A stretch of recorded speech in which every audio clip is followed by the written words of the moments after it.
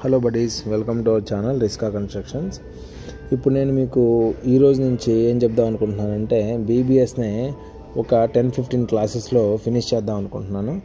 అందుకే అప్పుడొక video footing గురించి, కాలం గురించి, అలా కాకుండా ఒక స్టార్ట్ నుంచి ఒక ఎండ్కి, అంటే ఒక ప్రాజెక్ట్ ఇనీషియల్ స్టేజ్ నుంచి ఒక ప్రాజెక్ట్ ఎండ్ స్టేజ్ దాకా బీబీఎస్ వాళ్ళు అసలు అక్కడ ఉండి ఏం చేస్తారు, ఎలా క్లయింట్కి హ్యాండ్ ఓవర్ ఇస్తారు, ఎలా ప్రాజెక్ట్ కంప్లీట్ చేసి వేస్టేజ్ని విత్ ఇన్ లిమిట్లో ఉంచుతారు అనేది ఇన్ డీటెయిల్గా చెప్దాం అనుకుంటున్నాను. మీరు కనుక third year, fourth year civil చదువుతూ మీకు కన్స్ట్రక్షన్ నాలెడ్జ్ తెలియాలనుకుంటే మన ఛానల్ సబ్స్క్రైబ్ చేసుకోండి. So welcome to our channel Rishika constructions. నేను ప్రజెంట్ కన్స్ట్రక్షన్లోనే ఉన్నాను లాస్ట్ 10 years నుంచి. సో కన్స్ట్రక్షన్లో నాకు తెలిసిన నాలెడ్జ్ని షేర్ చేస్తాను దీంట్లో. నేను మీకు ఏదన్నా డౌట్స్, క్లారిఫికేషన్స్ అలా కావాలనుకుంటే మీరు నాకు మెసేజ్ పెట్టచ్చు. So welcome to our class.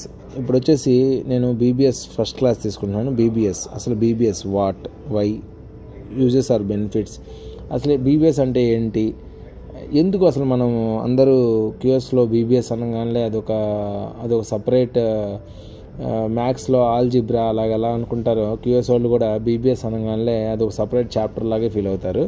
ఎందుకంటే బీబీఎస్కి మనం బీబీఎస్ అంత టైం తీసుకుంటుంది, బీబీఎస్ చేయడానికి కూడా అంత టైం కావాలి.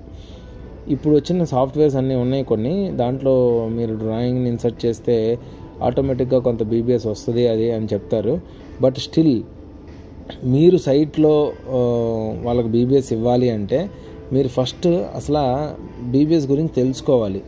బీబీఎస్ అంటే అసలు ఏంటి అంటే ఒక detail list of reinforcement bars అనేదాన్ని మనం ఒక పేజీలో, ఇన్ కేస్ సపోజ్ ఒక ఎక్సెల్ షీట్ తీసుకున్నాం అనుకోండి, దాంట్లో ఇన్ డీటెయిల్గా ఒక ఫుటింగ్ డ్రాయింగ్ తీసుకుంటే ఫుటింగ్ డ్రాయింగ్ మొత్తం ఇన్ డీటెయిల్గా బీబీఎస్ ఫార్మాట్లో వస్తుంది అనమాట. అంటే ఏంటి, అసలు దాని బార్ షేప్ ఎలా వస్తుంది, బార్ లెంత్ ఎంత, బార్ వెయిట్ ఎంత, ఈ ఓవరాల్ ఫుట్టింగ్స్ అన్నీ కలిపి ఎంత క్వాంటిటీ వస్తుంది, ఇలా ఓవరాల్ యొక్క దాన్నే మనం బీబీఎస్ అంటాము. ఓకే, బీబీఎస్ అంటే బార్ బెండింగ్ షెడ్యూల్ అనమాట. Bar bending schedule. Okay, BBS ఎందుకు చేస్తాము అంటే సింపుల్ ఆన్సర్ అంటే వర్క్ కోసం బీబీఎస్ చేయాలి. ఎందుకంటే అక్కడ ఉన్న ఫోర్మెన్కి కానీ కార్పెంటర్కి కానీ ఎలాంటి షేప్ బార్ బెండ్ చేయాలి అవన్నీ చూపించాలంటే మనం బీబీఎస్లోనే చూపించగలం. తర్వాత ఇండియన్ పర్పస్ కోసం మనం బీబీఎస్ చేస్తాము. క్లయింట్ సర్టిఫికేషన్ కోసం కూడా మనం బీబీఎస్ చేయాలి. ఓవరాల్ ప్రాజెక్ట్ రీకన్సిలేషన్ కోసం కూడా బీబీఎస్ చేయాలి. రీకన్సిలేషన్ అంటే మళ్ళీ దీన్ని ఏదో ఒక పెద్ద పదం అనుకోవద్దు. అసలు ఎంత స్టీల్ వచ్చింది, ఎంత స్టీల్ యూజ్ అయింది, ఎంత స్టీల్ మనం స్క్రాప్ కింద సెండ్ చేసాము, ఎంత స్టీల్ ఇంకా మిగిలిపోతే దాన్ని ఏ సైట్కి పంపించాలి, ఇలా డీటెయిల్ ఒక ఫార్మాట్నే మనం రీకన్సిలేషన్ అంటాము. బీబీఎస్ చేస్తేనే మీకు రీకన్సిలేషన్ తెలిసిద్ది. ఓకే, డైరెక్ట్గా రీకన్సిలేషన్ చేయాలంటే మీకు ఓన్లీ సైట్ లెవెల్లో, ఇప్పుడు సైట్ లెవెల్లో సపోజ్ 100 tons వచ్చింది, సైట్ కంప్లీట్ అయిపోయిన తర్వాత 50 tons ఉంది. 50 tons ఎక్కడికి పంపించాలి, 50 tonsలో ఏ డయా ఉండిద్ది, 8 ఉందా, 10 ఉందా, 12 ఉందా, 16 ఉందా, 20 ఉందా, ఇలా ఇన్ డీటెయిల్గా మనకి ఎలా తెలుస్తుంది అంటే మనం బీబీఎస్ చేసి మనం దాంట్లో రీకన్సిలేషన్ ఫార్మాట్లో దాన్ని ఇన్సర్ట్ చేసినప్పుడు అసలు యాక్చువల్ రిసీవల్ ఎంత, కన్జంప్షన్ ఎంత, స్క్రాప్కి మనం ఎంత పోయింది అని చెక్ చేసుకుంటే అప్పుడు మిగిలిందే మనకి ఓవరాల్ రీకన్సిలేషన్ అనమాట. స్టీల్ ఒక మెట్రిక్ టన్ వచ్చేసి ఆల్మోస్ట్ 70,000 80,000 ఉంటుంది. అందుకే ఎంత ఇంపార్టెంట్ అనేది ఒక పెద్ద ప్రాజెక్ట్ చేయాలంటే ఆల్మోస్ట్ 5,000-10,000 మెట్రిక్ టన్స్ కావాలి. 5,000-10,000 మెట్రిక్ టన్స్లో మనము స్క్రాప్ మీకు ఎంత జనరేట్ అయ్యింది అనుకుంటున్నారు? ఆల్మోస్ట్ 200 tons జనరేట్ అయ్యింది. 200 tons అంటే 1.4 crores. కాబట్టి రీకన్సిలేషన్ బీబీఎస్ మనం కనుక తరోగా లేకపోతే మీరు డే అండ్ నైట్ వర్క్ చేసినా కూడా ఆ ప్రాజెక్ట్లో లాస్ట్లో మీ వేస్టేజ్ క్వాంటిటీ కనుక ఎక్కువ అయితే క్లయింట్ మీకు ఫైనల్గా డెబిట్ వేస్తాడు. ఓకే, అందుకే మనం బీబీఎస్ని ఎంత ఇంపార్టెంట్గా తెలుసుకోవాలని మళ్ళీ చెప్తున్నాను అనమాట. సో క్లాస్ 1లో మనం బీబీఎస్ అంటే ఏంటి, అసలు బీబీఎస్ అంటే bar bending schedule. Okay, BBS ఎందుకు చేస్తామంటే నేను మీకు ఆల్రెడీ చెప్పాను. వర్క్ ఎగ్జిక్యూట్ చేయాలంటే బీబీఎస్ చేయాలి, మన ఇండెంట్ ఇవ్వాలంటే బీబీఎస్ చేయాలి, క్లయింట్ సర్టిఫికేషన్ కావాలన్నా బీబీఎస్ చేయాలి, ఓవరాల్ రీకన్సిలేషన్కి మనకు బీబీఎస్ కావాలి. ఓకే, బీబీఎస్ వాళ్ళ యూజెస్ ఏంటంటే ఇవన్నీ కూడా యూజెసే. బట్ నార్మల్గా ఎట్ ద ఎండ్ యూజెస్ ఏంటి అంటే వేస్టేజ్ తగ్గించిద్ది. వేస్టేజ్ ఎలా తగ్గించిద్ది బీబీఎస్ అంటే, మీరు సపోజ్ 10 mm ఆల్రెడీ ఒక 20 tons తెప్పించారు, అది ఏ బండిల్ కిందో 8 mm బండిల్ కింద ఎక్కడో ఉంటుంది. కాంట్రాక్టర్ సింపుల్గా వచ్చి ఏమంటాడు, సార్ నాకు 10 mm కనిపించట్లేదు అంటాడు. అప్పుడు మీరు ఇమీడియట్గా తెప్పించారనుకోండి, వాడు కొత్తది వాడేసి ఆ పాత అలాగే ఉండిపోయి అది స్క్రాప్లోనే వెళ్ళిపోయిద్ది.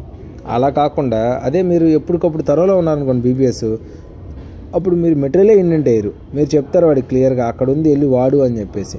ఓకే, ఇంకోటి మీరు షేప్స్ సైజెస్ అన్నీ కరెక్ట్గా ఇస్తున్నారనుకోండి, ముందే మీకు 12 మీటర్ లెంత్లో మీకు కరెక్ట్గా ఎన్ని మీటర్ లెంత్ కట్ అవుతుంది, దేనికి రింగ్కి వెళ్ళాలి అనేది మీరు ముందే ఐడియా ఉంటే మీరు పర్ఫెక్ట్గా కాంట్రాక్టర్ చెప్పి అలాగే చేయించుకుంటే ఆటోమేటిక్గా వేస్టేజ్ రెడ్యూస్ అవుతుంది అనమాట.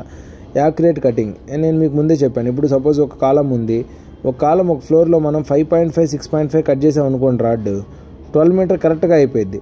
అలా కాకుండా వాడు వచ్చి, సార్ నేను ఒక రాడ్ని 4.3 కట్ చేస్తాను అని అంటాడు. ఒక రాడ్ 4, ఒక రాడ్ 3 కట్ చేస్తారు, 7లో ఇంకా మిగిలింది ఎంత 5.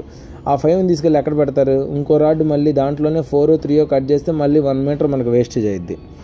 ఓకే, అట్లా వేస్టేజ్ని మీరు తగ్గించాలనుకుంటే ముందే మనం బీబీఎస్తో థరోగా ఉండాలి. ఓకే, స్పీడ్ అండ్ క్వాలిటీ ఆబ్వియస్గా ఇవి రెండు, ఈ కటింగ్ అంతా యాక్యురేట్గా అయితే స్పీడ్ ఆటోమేటిక్గా అయిపోయింది. ఏ కాలంకి ఎంత కటింగ్ అవుతుంది అన్నీ ముందు తెలుస్తుంటే మనకి స్పీడ్ అయిపోయింది అనమాట. ఓకే, మెటీరియల్ ప్రొక్యూర్మెంట్ నేను మీకు ముందే చెప్పాను, బీబీఎస్ వల్ల మెటీరియల్ ప్రొక్యూర్మెంట్ అనేది జరుగుతుంది. వితౌట్ బీబీఎస్ పెద్ద ప్రాజెక్టులో మెటీరియల్ ప్రొక్యూర్మెంట్ చెయ్యరు.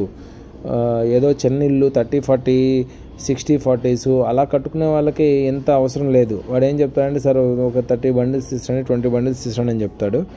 బట్ పెద్ద ప్రాజెక్ట్లో మనం 30 20లో అలా చేయడానికి అవ్వదు. కాబట్టి వాళ్ళకి మనం టన్నులు చెప్పమంటారు, 8 mm ఎన్ని టన్నులు, 10 mm ఎన్ని టన్నులు అని చెప్పేసి. అలా 10 mm 8 mm మనం చెప్పాలనుకుంటే మనం బీబీఎస్తో తరోగా ఉండాలి. ఓకే, బీబీఎస్ గురించి ఈ క్లాస్లో నేను మీకు ఇంతే చెప్తున్నాను. క్లాస్ 2లో మీకు నేను బీబీఎస్ ఫార్మాటే చూపిస్తాను. మీకు ఇంకా దీంట్లో ఏదైనా డౌట్స్ ఉంటే మీరు నాకు మెసేజ్ చేయండి. ఈ వీడియో చూసి వాళ్ళు ఎవరన్నా మీకు ఇంకా ఏదైనా క్లారిటీ కావాలి బీబీఎస్ గురించి అంటే మీరు నాకు మెసేజ్ చేయొచ్చు. నేను ఎప్పుడైనా చూసి మీకు ప్రతి మెసేజ్కి నేను 100% రిప్లై ఇస్తాను. రిప్లై ఇవ్వకుండా అయితే ఉన్నాను. ఈవెన్ కొంతమందికి నేను నా ఎక్సెల్ ఫార్మాట్స్ కూడా షేర్ చేస్తున్నాను. నా దగ్గర ఉన్న నాలెడ్జ్ని మీరు తీసుకొని మీరు ఇంకా బెటర్ లెవెల్కి వెళ్తే నాకు అది చాలా హ్యాపీ. ఈ ఛానల్ నేను జస్ట్ ఎడ్యుకేషన్ పర్పస్ కోసం మాత్రమే క్రియేట్ చేశాను. సో ఎవరైతే సివిల్ ఇంజనీర్స్ ఉంటారో వాళ్ళు సైట్ ఇంజనీర్ కానివ్వండి, క్యూఎస్ కానివ్వండి, ప్లానింగ్ కానివ్వండి, ఈవెన్ ప్లానింగ్ గురించి కూడా నేను కొన్ని క్లాసెస్ తీసుకుంటాను. నేను ఓవరాల్గా ప్రతి డిపార్ట్మెంట్లోనూ కొన్ని ఇయర్స్ వర్క్ చేశాను. అందుకే నాకు నేను మీకు 100% నాలెడ్జ్ ఇవ్వను, బట్ మీరు ఆ ఇండస్ట్రీలోకి వెళ్ళి వర్క్ చేయడానికి మీకు ఆ నాలెడ్జ్ మీకు షేర్ చేస్తాను. ఆ తర్వాత ఇంకా మీరు అక్కడికి వెళ్ళిన దగ్గర నుంచి మీ మేనేజర్ దగ్గర మీరు నాలెడ్జ్ తీసుకొని మీరు అహెడ్ వెళ్ళాలి. సివిల్ ఇంజనీర్స్ ఇప్పుడు తక్కువ ఉన్నారు కాబట్టి ఇప్పుడు మనకు శాలరీస్ కూడా కొంచెం బాగానే ఉన్నాయి. ఇప్పుడు ఇంకా మీరు ఏం చేయాలంటే ఇనీషియల్గా టెక్నికల్ నేర్చేసుకొని ఆ తర్వాత మేనేజర్ లెవెల్కి వెళ్ళిన తర్వాత నుంచి కంప్లీట్ మ్యాన్ పవర్ ప్రొడక్టివిటీ వాటి మీద మీరు ఫోకస్ చేయాలి. సో ఇనీషియల్గా మీరు టెక్నికల్ బాగా నేర్చుకోవాలి అంటే మీరు ప్రతి దాంట్లోనూ ఎంతో కొంత నేర్చుకొని ఉండటం మంచిదన్నమాట. సో స్ట్రక్చర్ చేసేవాళ్ళు నాకు బీబీఎస్తో మనకేం పనిలే, అది క్యూఎస్ వాళ్ళది కదా అని ఎప్పుడు అనుకోకూడదు. సైట్ ఇంజనీర్కి అన్నిట్లోనూ నాలెడ్జ్ ఉండాలి. కాబట్టి నేను ఈ ఛానల్లో మీకు 100% నాలెడ్జ్ అయితే ఇవ్వను, బట్ మీకు నేను ఆ టాపిక్ని టచ్ చేస్తాను. దానివల్ల మీకు ఒక ఐడియా ఉంటుంది, ఓకే ఇదంటే ఇలా చేయొచ్చు, ఇది ఇలాంటి ప్రొసీజర్లో ఉండొచ్చు అనే ఒక థాట్ అయితే మీకు కంపల్సరీ ఉంటుంది. Okay, thank you so much.